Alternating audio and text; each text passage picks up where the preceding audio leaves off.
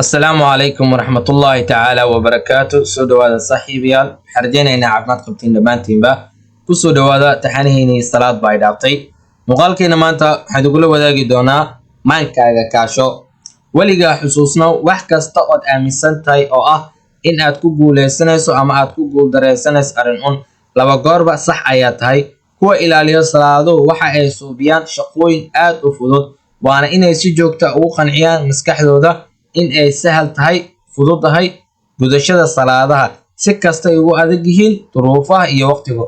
Garaadku waa sida muruqyada jirka oo kale, muruqyada sida ay ugu koraan uguna xoogeystaan layliga iyo ku celcelinta joogtada ah ayuu garaadkan ugu kobcaa fikradaha ama aragtiyada gaarka ah ee lagu celceliyo, waana uu aaminaa sida ay u yihiin run biyo kama dhibcaan.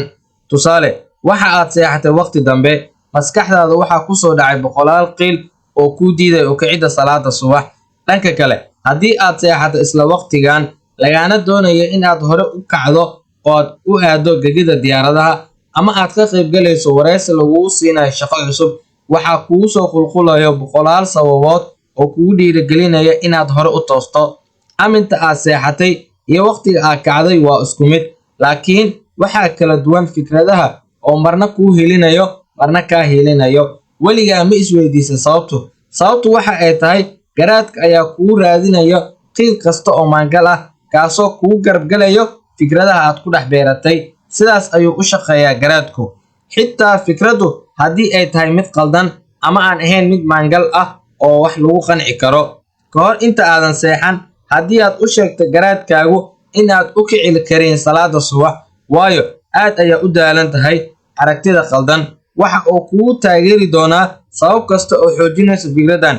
dhanka kale, garaadkaaga haddii aad u sheegto in ay waajib kugu tahay beri in aad jarmaado waayo diyaarad ayaa raacaysaa ama waxa aad galaysaa wareysi shaqo, waxa uu kugu boorinayaa dhammaan sabab kasta iyo aragtidaada maangalka ah ee kugu caawin karto fikradan. sidoo oo kale, garaadku waxa uu kugu dhiirigelinayaa inaad hore u toosto oo ismaamusho adigu.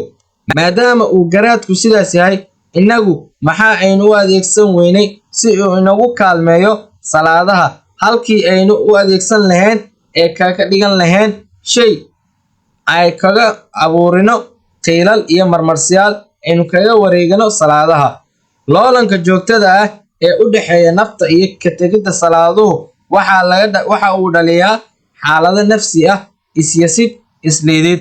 waxa uu dhaliyaa dareen sheegayo in uu jiro wax kaa maqan kaasoo kaa dhigayo maalinkaaga dhammaadkiisa mid aan dareemin waxba, waayo waxa aad dagaal kula jirtaa abuurtaada.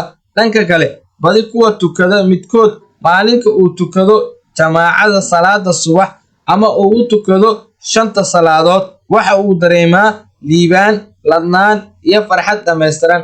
haddaba salaadu waa meesha laga helo badhaadhada, farxadda, deganaanta ee aynu sida ka dhaadhicino garaadkeena. maanta go'aanso in aad ka bixayso dunida maalinka aad xilli kasta fuuldareynayso in uu wanaajinayo ama doorinayo noloshaada, kadibna aad ka mid noqonayso kuwa tukada. dhab ahaantii waa weligii ma imaanin ee wax ha sugin. adigu waxaa waajib kugu ah inaad maalintaadu ku samaysato gacmahaaga. bilowga guushu waa in aad ka baxdaa dunidan wada marmarsiyada ah halkii aad ka raadin lahayd sabab kugu caawinaysa salaad la'aanta. fadlan baro habka ugu sahlan ee kugu kaalmaynayo ilaalinta salaadaha.